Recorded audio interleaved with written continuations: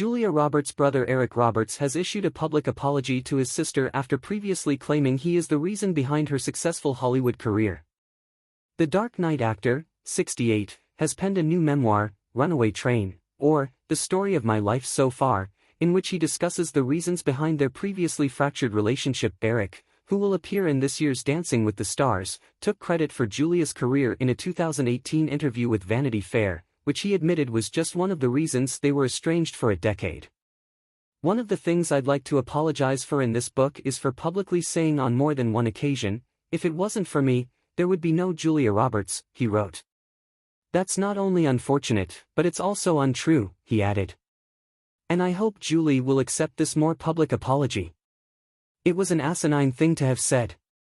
Eric also explained that his decision to claim their mother, Betty Lou Berdemus, was dead during the early years of his career was the great undoing of his relationship with not only Julia, but his sister Lisa too.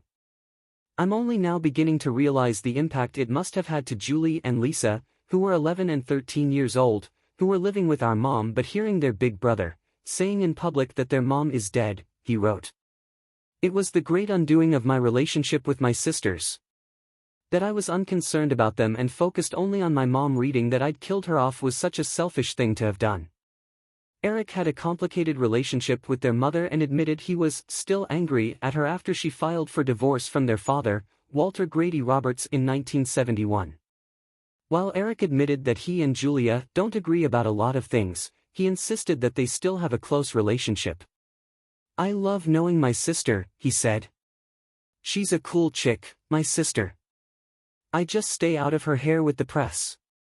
That's all. Simple. And she stays out of mine."